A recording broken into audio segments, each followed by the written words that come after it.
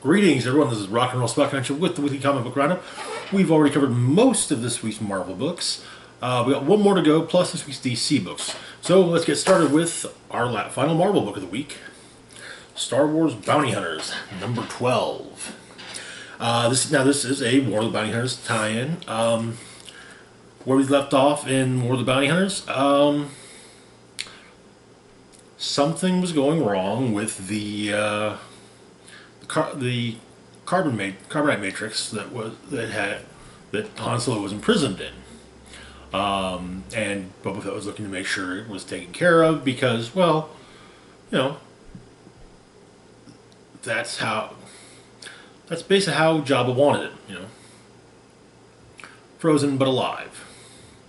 Boba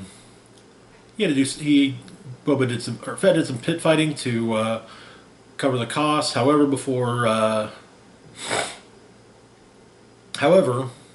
his contact was killed and Solo was taken before Boba could return to lay claim to his prize. Also on the lookout for Fett are the Rebel Alliance, namely Luke Skywalker and Chewbacca. However, it's not just heroes of the galaxy that are on the lookout for Fett, but also villains. So, we begin with the prologue for the Bounty Hunters tie-in story arc. Our primary characters for this are going to be Valance, Dengar, Zuckuss, and Forlom.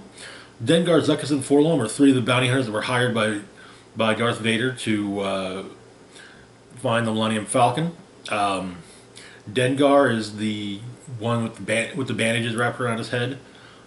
Zuckuss is the one that looks very not human and seems to has kind of an insectoid mask.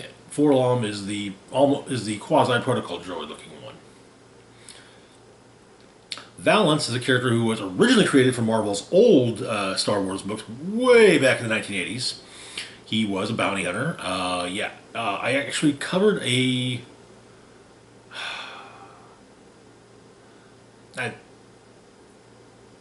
maybe I didn't cover it, but it may just be that I got a new printing of one of the major Valance related stories, but from the old Star Wars Marvel comics.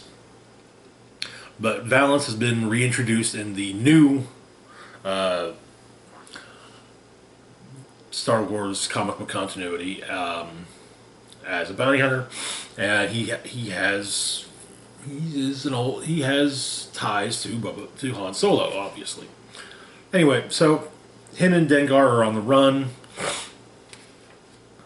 Zuckuss and Forlom are chasing them down. I like that Forlom's ship is Zuckuss's ship from the old expanded universe has maintained its look and name of the Mist Hunter. I had to admit, Zuckuss has some very interesting speech patterns, which is kind of cool. I like it. But yeah. Dengar betrays Valance. However, we do get some information as to why, we get some more information about Valance's past. Years ago on the planet Abrigado Ray, Valance was captured at a spaceport. He was working for the Hutts at the time, and he had to earn his keep on a hitter team. He did, but it turned out that the hitters were going after Han, and so yeah, But apparently,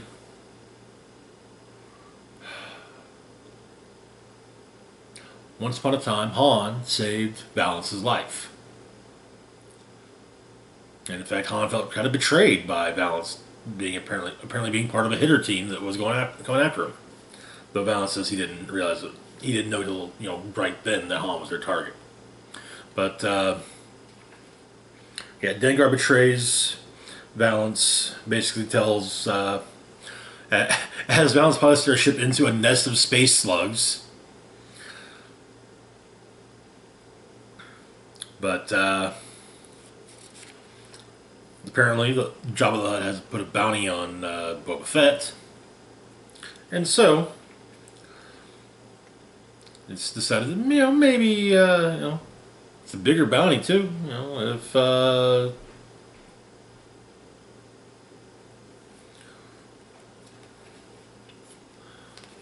so.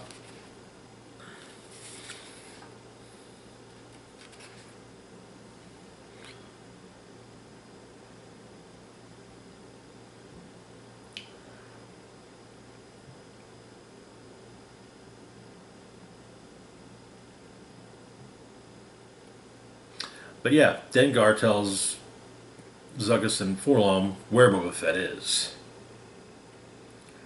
which makes things a bit more favorable.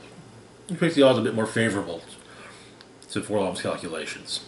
Turns out it's a very big bounty, and we see various other parties learning about it and deciding to go after it as well, including Bosk, the reptilian bounty hunter from Empire Strikes Back.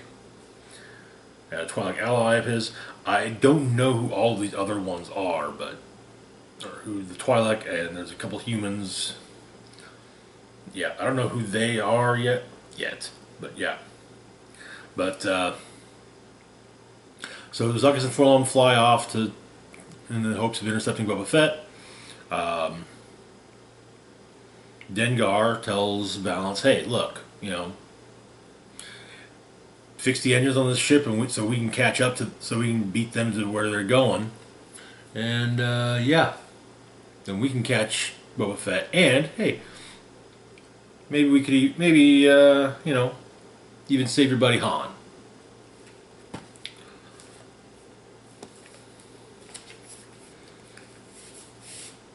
Moving on to Marvel's distinguished competition, we got Batman: Legends of the Dark Knight #1. This is the first issue, and I want to say this is the third series to have the title Legends of the Dark Knight.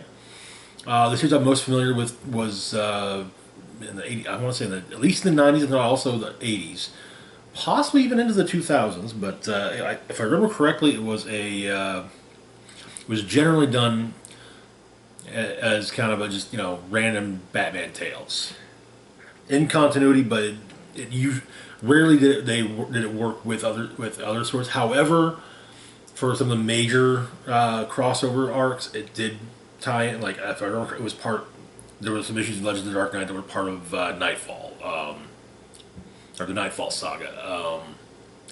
But you get the idea. I think there may have been some some expansions on the year one and on the early year mythos of Batman in the old Legends of the Dark Knight book, but I can't remember. Anyway, so what's going on here is that some gas has been stolen from some Russian arms dealers.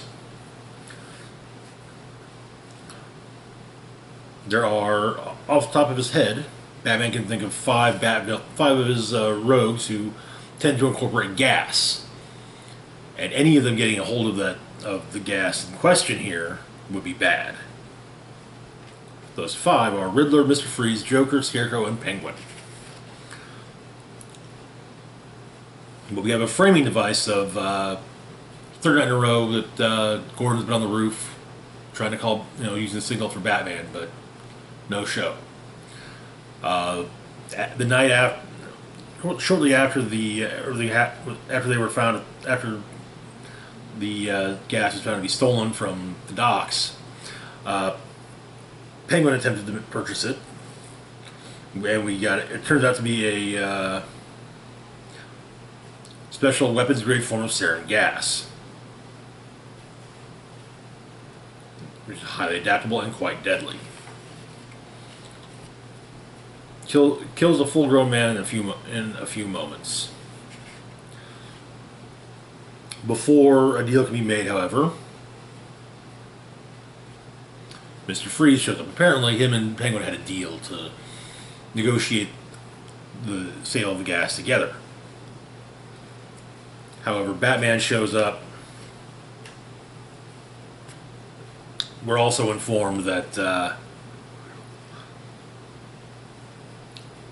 Joker made a rather large, rather generous offer for the gas, and that person with the gas has also made a point of showing up, of giving samples to some of the others. So of course Batman goes after Joker. Tells hey, keep an eye, have it be, have everything ready to lock down amusement mile if need be. So apparently some cops showed up at one of the warehouses. There were some walking dolls. They shot at them. However, they were filled with gas. A modified version of it, though, or actually may have just been, regular Joker toxin. Batman saved them.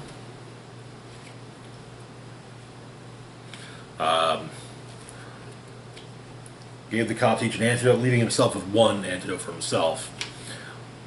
Latched onto Joker's helicopter.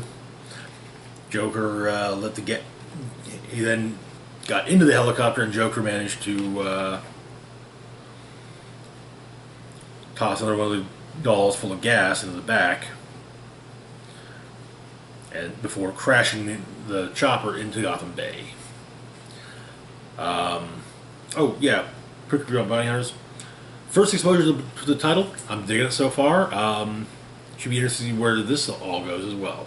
I get the feeling that Valance is not going to have a lot of friends at the end of the arc. Quick review on Legends of the Dark Knight. Solid start. Derek Robertson's art. I think he actually wrote this as well.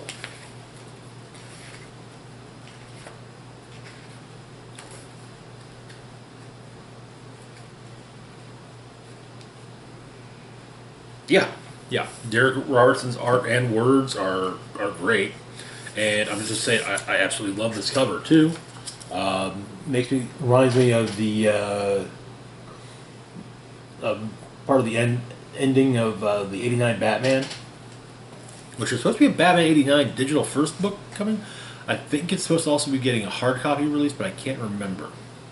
Anyway. Yeah, good stuff. I think that sadly this is only a miniseries, so which is kind of a bummer. I was hoping for it'd be neat to see more just tales such as that, especially with Robertson writing and draw, at least writing or either writing or the drawing. I don't either or both, whichever's fine. Anyways, moving on to our next book, we got Catwoman number 31, where we left off. Catwoman had managed to get into a rather exclusive party of a man,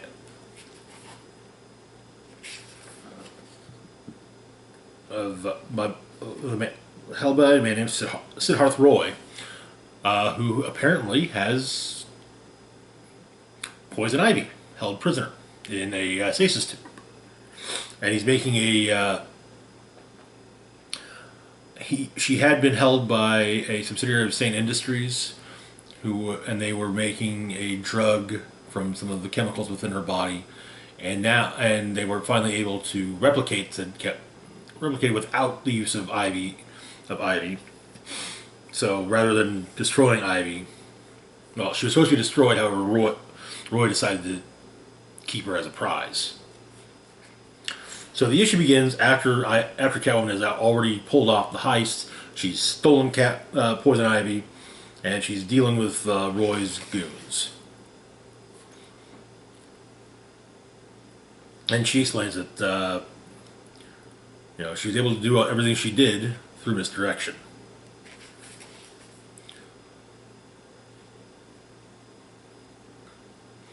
She talks to Roy. But the Degas that he got has already been stolen. But it's explained that there was some citrus oil that was passed on to Roy when he greeted her, shaking and kissing her hand. She went to the bathroom and suited up. Thanks to citrus oil, getting into, unlocking the key lock was easy.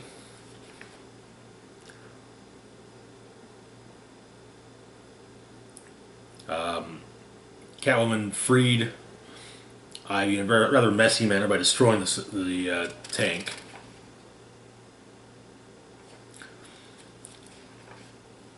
Ivy then put on Selina's dress and slipped out in the catering cart because, as it turns out, the caterers had all been replaced by the various alley cats.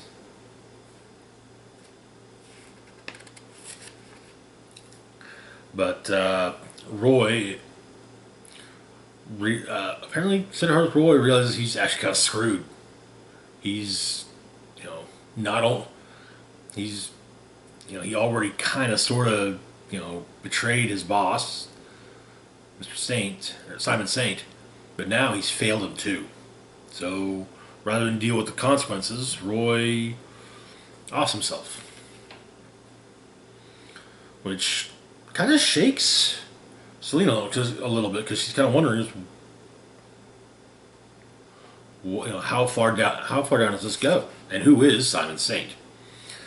Speaking of Saint, he's talking with his assassin, with the who's possessed of the phasing suit. He's actually kind of disappointed in the fact that she failed to take out Nigma.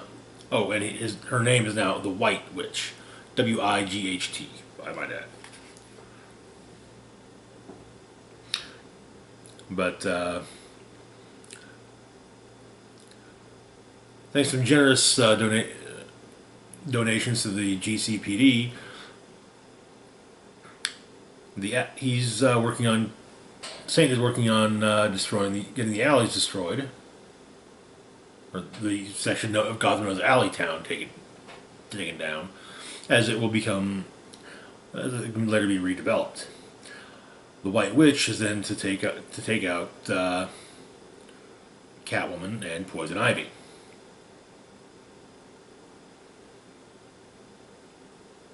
And he thinks it would be good. It would definitely be a good thing if the White Witch didn't fail him again. After all, there's no telling how my Breaker Man can become disappointed in perfection. In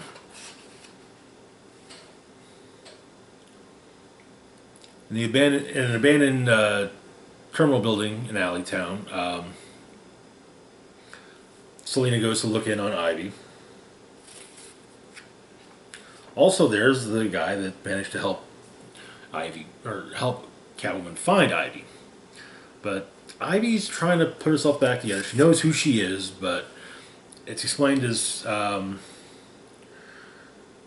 she's mirroring, basically. Like, she knows it's described as Ivy knows what others are feeling and feels as well.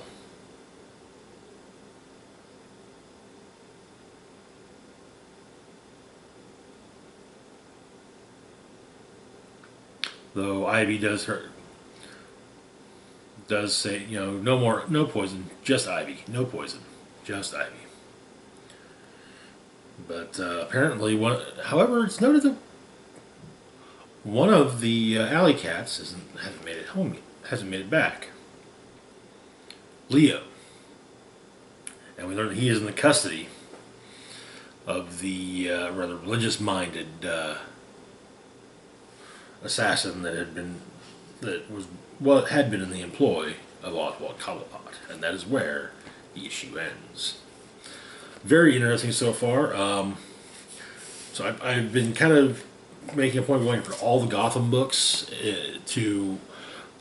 upon discovering the involvement of Simon Saint in more than just Batman. It was like, okay, Detective, Catwoman, yeah, hell, Harley Quinn even. So yeah, it's going to be interesting to see how this all pans out. Presumably, it will have something to do with future state of the fact that we've already had points in Batman and Detective where Saint is talking about, is trying to get the magistrate up and running. So, yeah. Anyways, moving on to our next book, we've got Nightwing number 80.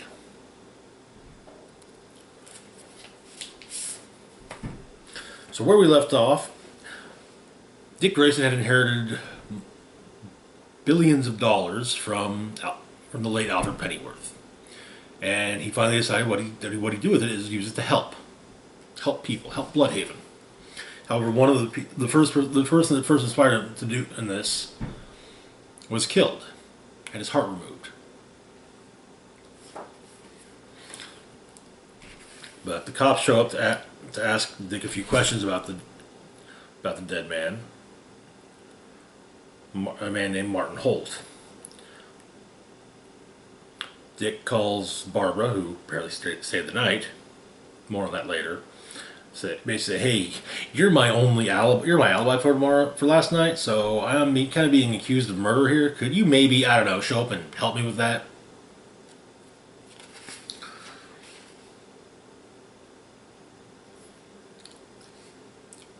She does. She's alibi. She has they both have law degrees.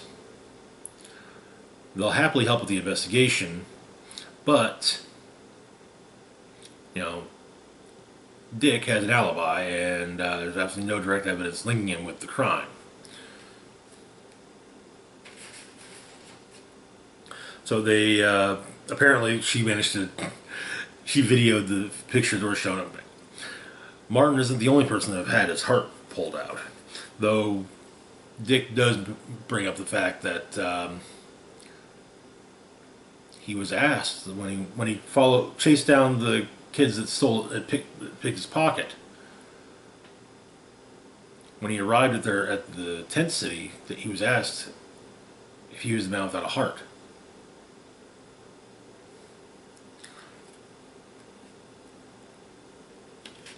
But Dick's getting some help from Tim. Tim has a gift for Dick from Batman. A wallet chain.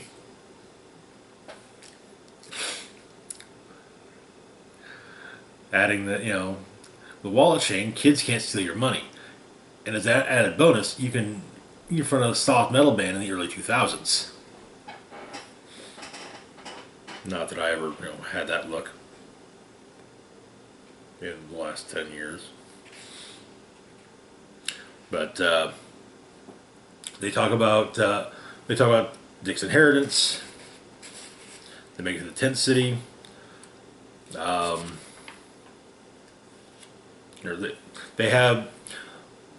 talk about the inheritance, and Tim is to go undercover.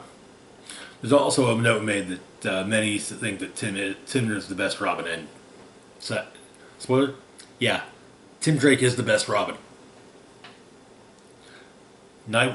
Dick Grayson's great as Nightwing, but Tim Drake is the best Robin, hands down. Anyway, but Tim's going to, as Tim Drake, take Haley, take the dog for a walk. We learned that while yes, Barbara did stay the night at Dick's place the previous night, Dick slept on the couch. But Tim starts asking around about the man without a heart. And, however, trouble shows up. Brutal and Electrocutioner. Henchman of Blockbuster. Nightwing and Robin show up with Nightwing taking his screaming sticks and turning them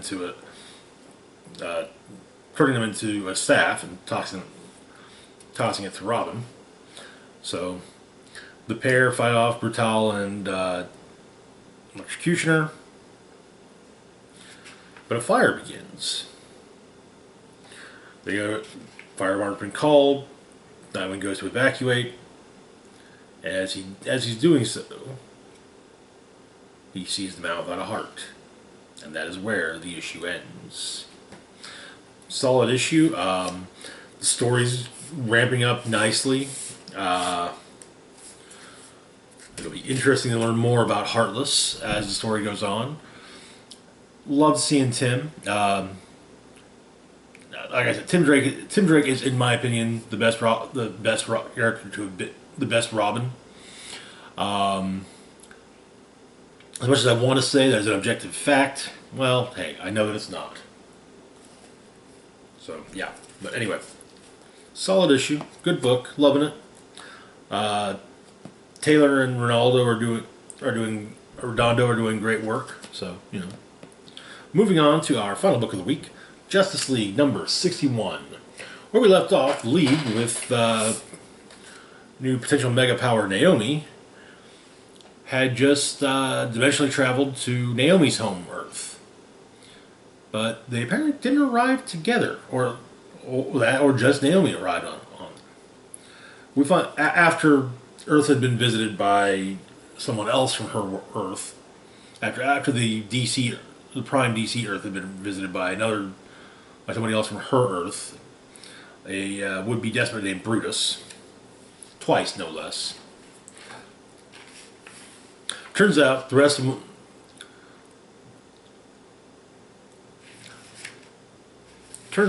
them did make it, but they were all separated.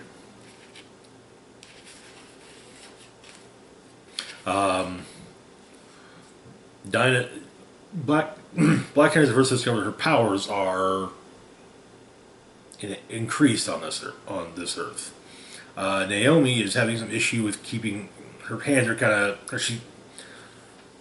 She seems to be losing cohesion and visibility.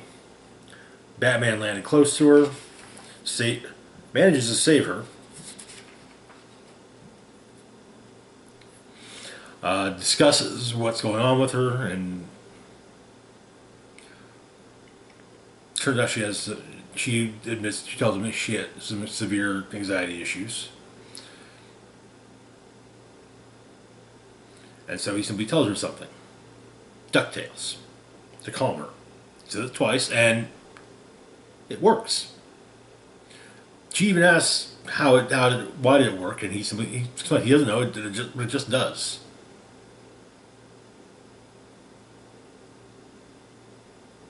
Batman tells her to keep an eye on her hands and let him know if anything changes.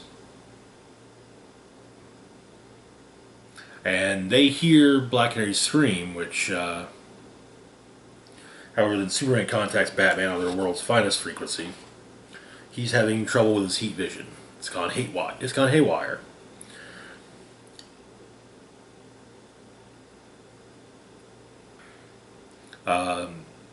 Batman gets Superman to focus on his eye line. However, as he's focusing, Brutus pops right back in his face and knocks him for a loop. Aquaman simply collapses, but is found by someone else. Turns out Green Arrow's been found by some of the local youths. Turns out his bow is actually keyed to his fingerprints. Hawkgirl shows up where Canary was, and both of them feel really. It's like their powers have got an upgrade just being there. And Green Arrow makes his way to them. Hawkgirl asks if Black Canary and Green Arrow are back together, and she says until Green Arrow does something stupid again. And yeah, we all know he's going to do something stupid, but they soon see Brutus taking on Superman and kind of winning. Then Black Adam shows up. Batman basically leads the charge to go after Brutus. After Brutus has seemingly taken down both Black Adam and Superman. And that's where that story ends. Justice League Dark story. Merlin's on the loose. He basically used a manuscript to summon forth various mystical creatures in a bookshop in Las Vegas, and Ragman is dealing with the creatures when Etrigan Constantine and Zatanna all show up. They go back inside. Etrigan and Jason Blood switch places once inside. Also with them is, of course, Detective Chimp. And they tell Ragman a bit about what's going on. In Wales, Sarah Elderon, what was her name?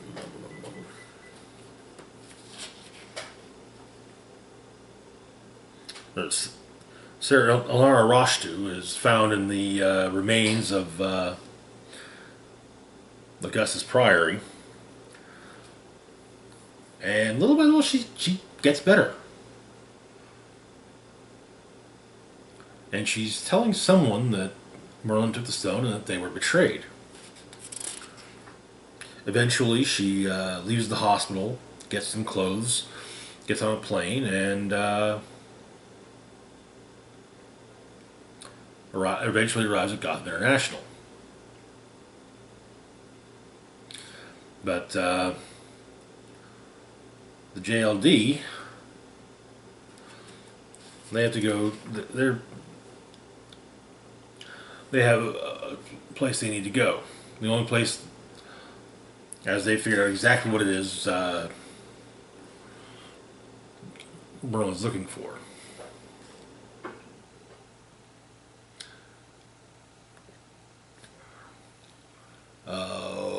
Where do they?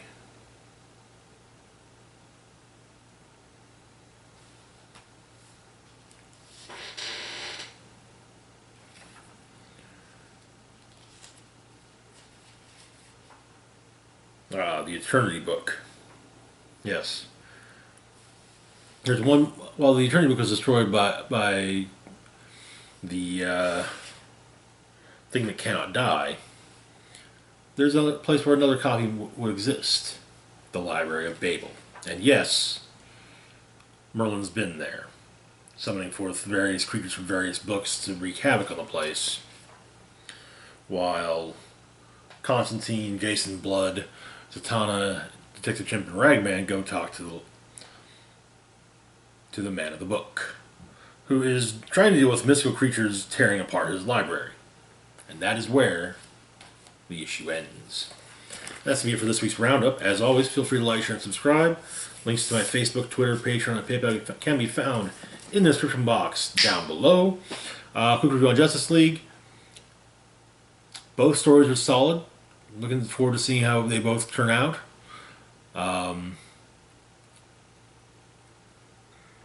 Especially Justice League Dark. I kind of wish that had gotten its own ongoing, but to be fair, if it had, I probably would have just said, I'll pass on that one for now. So